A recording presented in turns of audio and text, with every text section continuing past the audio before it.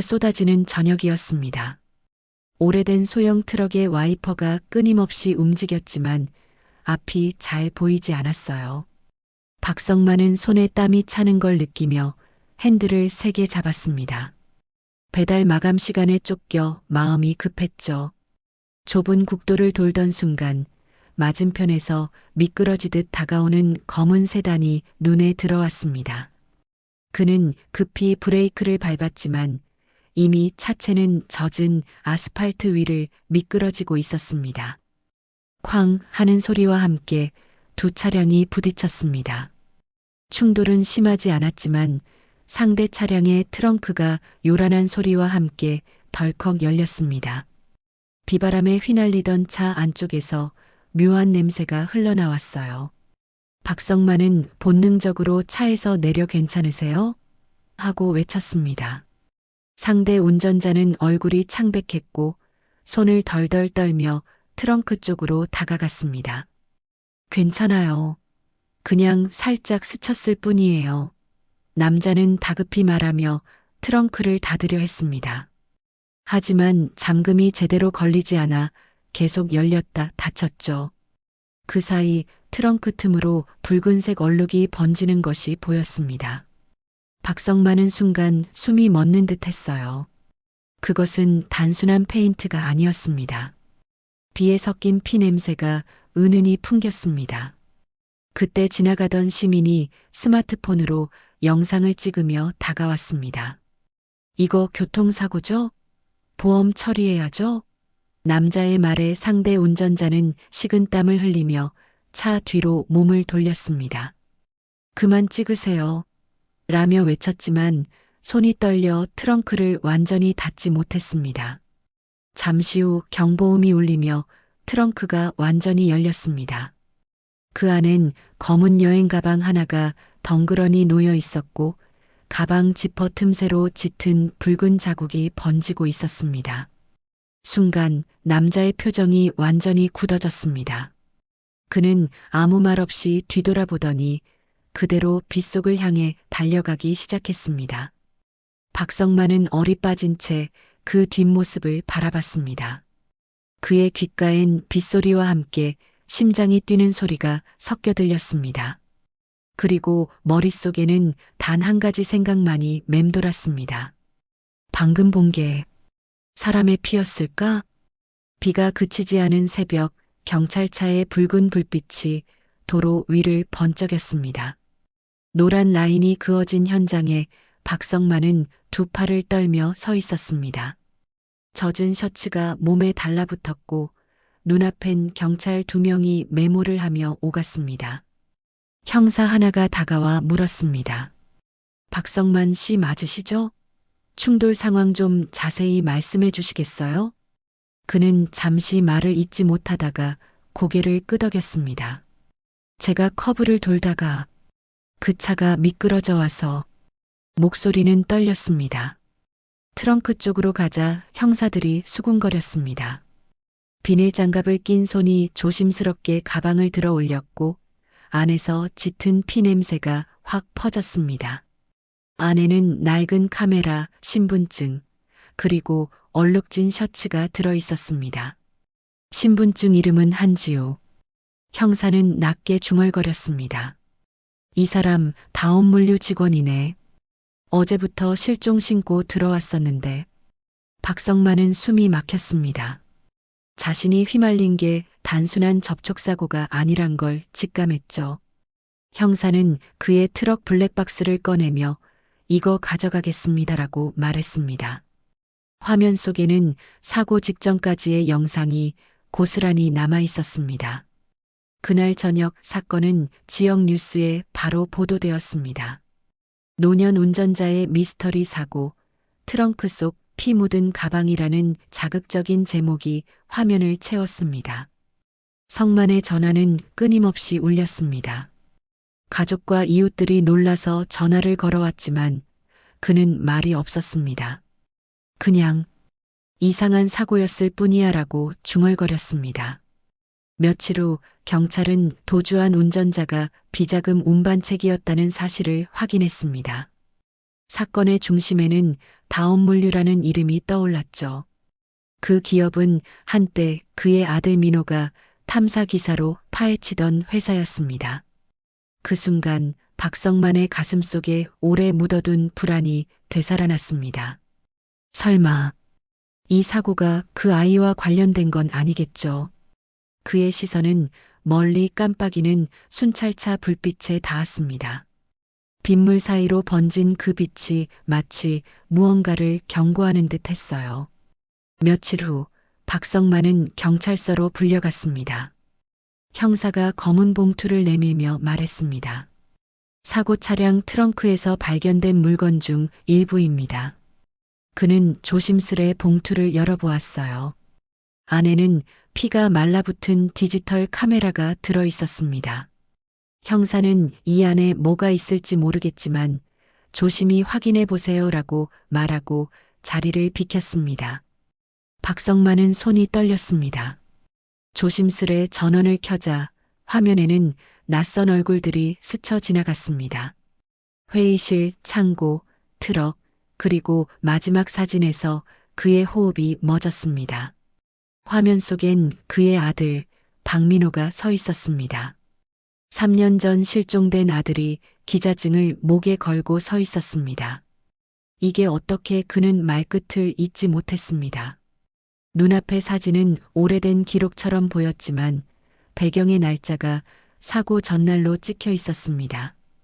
형사에게 보여주자 그는 잠시 침묵했습니다. 단순한 우연일 수도 있습니다. 하지만 뭔가 이상하긴 하네요. 그날 밤 박성만은 집에 돌아와 낡은 상자를 꺼냈습니다. 상자 안에는 민호가 남기고 간 노트북이 들어 있었습니다. 전원을 켜자 화면에 메모장이 열렸습니다.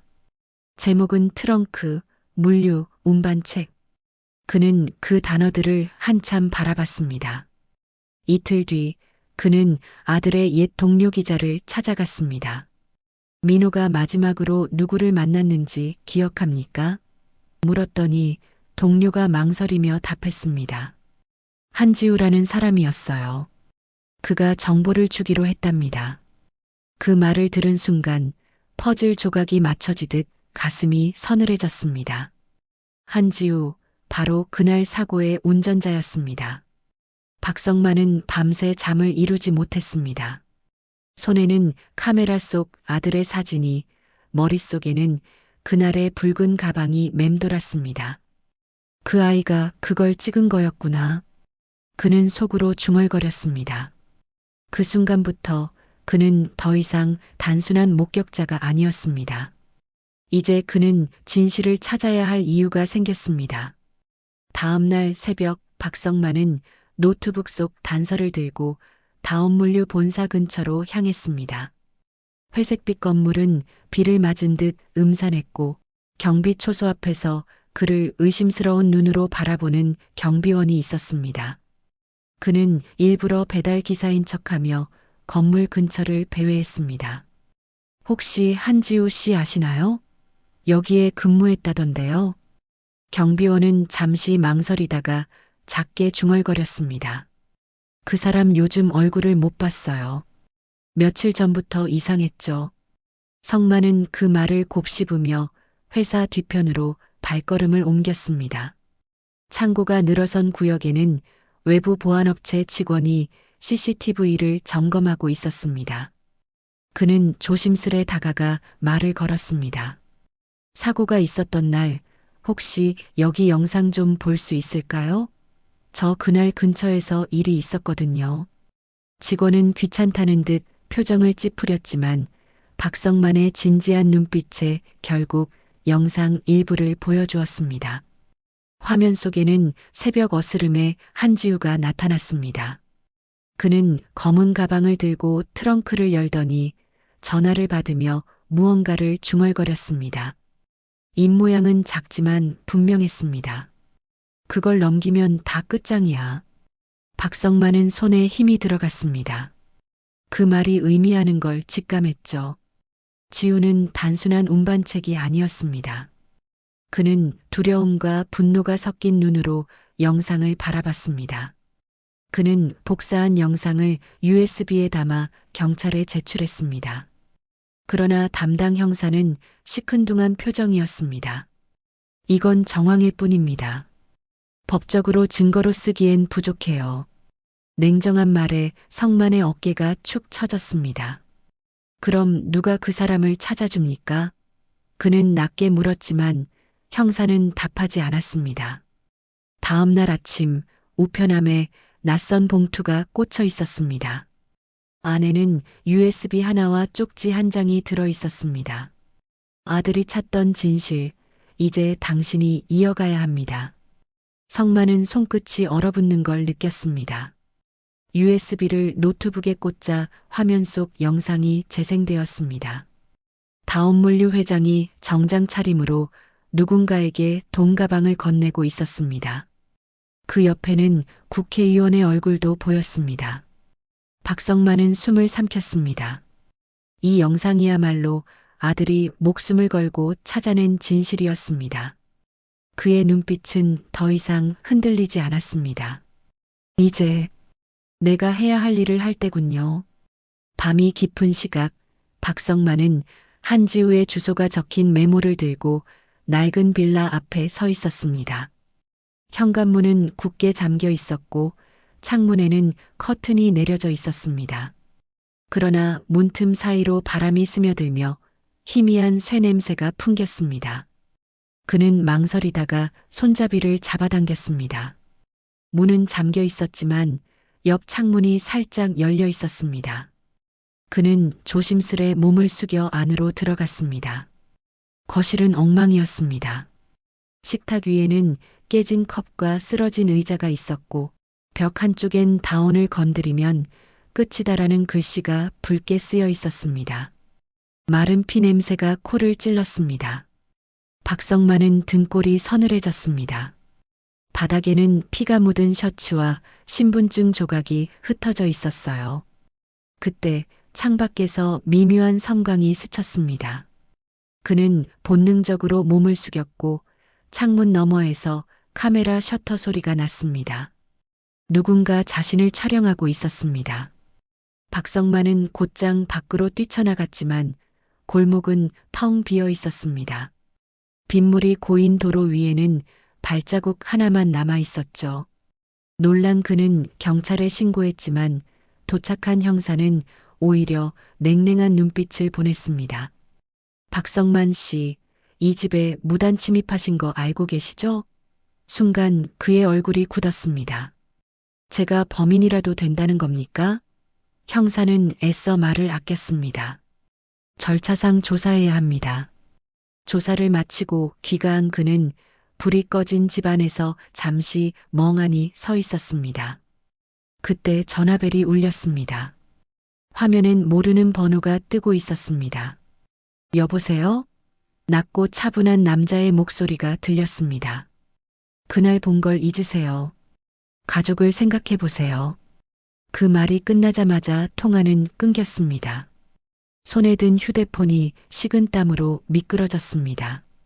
그는 한동안 멍하니 전화기를 바라보다가 결심한 듯 움직였습니다. 다음 날 새벽 그는 아내에게 전화를 걸었습니다.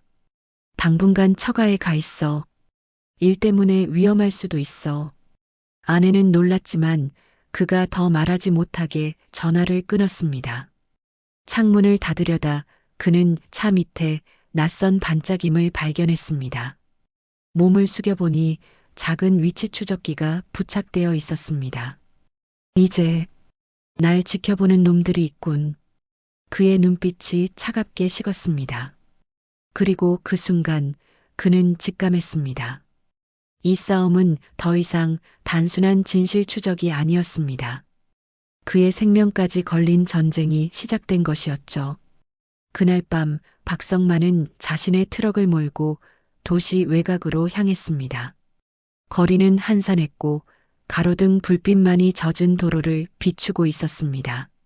라디오에서는 교통 소식이 흘러나왔지만 그의 머릿속은 오직 누가 나를 지켜보고 있는가라는 생각뿐이었습니다. 룸미러 너머로 따라오는 검은 승용차 한 대가 시야에 들어왔습니다.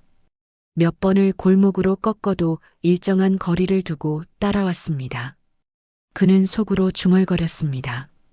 역시 나를 쫓는 게 있군. 그는 급히 방향을 틀어 오래된 모텔 골목으로 들어갔습니다. 간판 불빛이 희미하게 깜빡이고 모텔 주인은 신문을 읽다 그를 힐끗 보았습니다. 하룻밤만 잘게요. 성만의 목소리는 거칠었습니다. 방 안에 들어오자마자 커튼을 닫고 숨을 고르며 휴대폰을 꺼냈습니다. 전원 버튼을 길게 눌러 끈 후 배터리를 분리했습니다. 그때 노트북 화면에 남아있던 USB 파일을 다시 확인했습니다. 한지우가 남긴 마지막 기록, 좌표 하나가 표시되어 있었습니다. 지도의 빨간 점은 도심 외곽의 폐창고를 가리키고 있었습니다. 여기가 마지막이겠지. 그는 조심스레 트럭 시동을 걸고 어둠 속으로 향했습니다. 창고는 오래된 철제문으로 막혀 있었고 주변엔 잡초가 무성했습니다. 안으로 들어가자 먼지 냄새와 함께 누군가 급히 빠져나간 흔적이 남아 있었습니다. 바닥에는 불에 탄 종이 조각과 찢긴 서류가 흩어져 있었죠. 박성만이 조심스레 발걸음을 옮기는 순간 뒤쪽에서 인기척이 들렸습니다. 어둠 속에서 남자의 목소리가 낮게 울렸습니다. 그 파일을 내놔. 총구가 그를 향했습니다. 박성만은 천천히 손을 들며 뒤돌아섰습니다. 남자는 정장을 입고 있었고 얼굴에는 긴장보다 조급함이 서려 있었습니다. 그게 공개되면 우리 모두 끝장이야. 남자가 소리쳤습니다. 순간 창문 밖에서 사이렌 소리가 울렸습니다. 동시에 창고 문이 박살나며 경찰이 들이닥쳤습니다. 남자는 도망치려다 체포되었습니다. 형사의 손에 들린 증거 가방 속에는 피 묻은 검은 서류 봉투가 들어 있었습니다. 박성만은 그제야 긴장이 풀리며 바닥에 주저앉았습니다. 시야가 흐릿해졌고 귓가에 형사의 목소리가 희미하게 들렸습니다. 박성만 씨, 이제 안전합니다. 그는 잠시 미소를 지었지만 눈앞은 점점 어두워졌습니다. 마지막으로 떠오른 것은 아들의 웃는 얼굴이었습니다. 민호야, 아빠가 이제야 해냈다. 그의 의식이 서서히 사라져갔습니다. 새벽 햇살이 병실 커튼 사이로 스며들었습니다. 박성만은 천천히 눈을 떴습니다. 팔에는 링거가 연결되어 있었고 옆 탁자에는 경찰이 두고 간 서류 봉투가 놓여 있었습니다.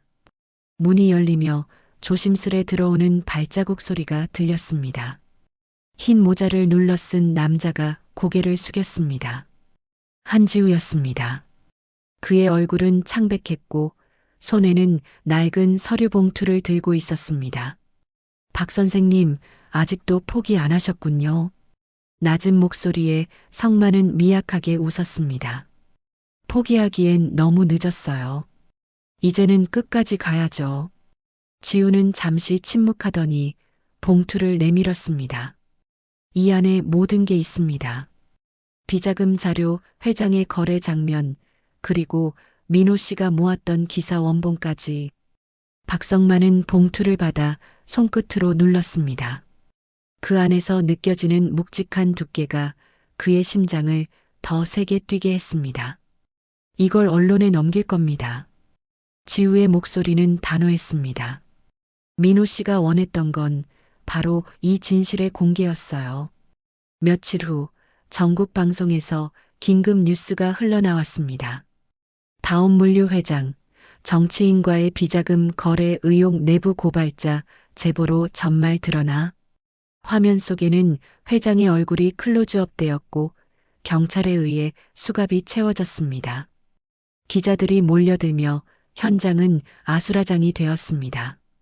병실의 작은 TV로 그 장면을 지켜보던 박성만은 깊은 숨을 내쉬었습니다. 세상이 이제야 아들의 죽음을 기억해주는 듯했죠. 창밖에는 한지우가 서 있었습니다. 그가 병실 문을 열고 들어와 말했습니다. 끝났습니다, 선생님. 이제 그 아이도 편히 쉴 겁니다. 박성만은 고개를 끄덕이며 창가로 시선을 돌렸습니다. 멀리서 기자들이 병원 앞을 가득 메우고 있었습니다. 누군가 그의 이름을 부르며 인터뷰를 요청했지만 그는 천천히 고개를 저었습니다. 이제 말할 건 다 나왔어요. 나머진 세상이 할 일이죠. 그날 밤 병원 장례식장 한켠에는 아들 민호의 영정이 놓여 있었습니다. 초가 잔잔히 타오르는 그 앞에서 한지우는 조용히 헌화했습니다. 박성만은 사진을 바라보며 중얼거렸습니다. 이제야 약속을 지켰구나, 민호야. 창문 너머로 비가 다시 내리기 시작했습니다. 그 빗소리는 처음 사고가 나던 날과 똑같았습니다. 하지만 이번엔 공포가 아닌 긴 싸움의 끝을 알리는 듯한 평화로운 소리로 들렸습니다. 몇 달이 흘렀습니다. 봄비가 내리는 시골 마을, 박성만은 낡은 트럭 옆에서 조용히 의자를 닦고 있었습니다. 도로 옆 가로수엔 새잎이 돋았고 마을 사람들은 그를 볼 때마다 인사를 건넸습니다. 성만 아저씨, 오늘도 안전교육 나가세요? 그는 미소를 지으며 모자를 눌렀습니다. 예, 오늘은 초등학교에서 교통안전 교육이 있어요. 그는 이제 작은 교통안전 봉사단체를 운영하고 있었습니다. 트렁크 사고 이후 사람들은 그를 정의로운 아버지라 불렀습니다. 하지만 그의 표정엔 여전히 그날의 비가 스며 있었습니다.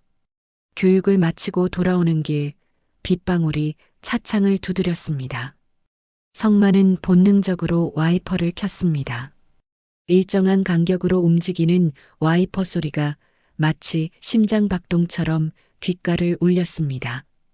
그 순간 라디오에서 앵커의 목소리가 흘러나왔습니다. 정의는 때로 우연처럼 찾아오지만 누군가의 용기로 완성됩니다. 박성만은 미소를 지으며 창밖을 바라보았습니다. 젖은 도로 위에 하얀 빛이 번지고 어린 학생들이 우산을 들고 뛰어가고 있었습니다. 그는 잠시 트럭을 세우고 조수석 위에 놓인 낡은 봉투를 꺼냈습니다. 그 안에는 아들 민호의 사진이 있었습니다. 빗방울이 창문을 타고 흘러내리며 마치 아들이 웃고 있는 듯한 착각이 들었습니다. 집으로 돌아오자 우체통에 낡은 편지 한 통이 꽂혀 있었습니다. 봉투 안에는 오래된 사진 한 장이 들어 있었습니다. 어린 시절의 민호가 아버지와 함께 비 오는 날을 배경으로 찍은 사진이었습니다. 뒷면에는 짧은 글씨가 적혀 있었습니다. 아버지, 비가 오면 저를 기억하세요. 그는 잠시 말을 잃었습니다. 눈가가 젖어왔지만 입가엔 따뜻한 미소가 번졌습니다. 사진을 가슴에 품으며 그는 조용히 중얼거렸습니다. 그래, 민호야. 비가 오면 널 기억할게. 그 말과 함께 그는 우산을 들고 집 밖으로 나섰습니다. 빗소리가 그의 발걸음을 따라왔습니다. 하늘은 잔잔했고 비는 여전히 부드럽게 내리고 있었습니다. 그 비는 더 이상 슬픔이 아니라 아들과의 약속을 이어주는 온기였습니다.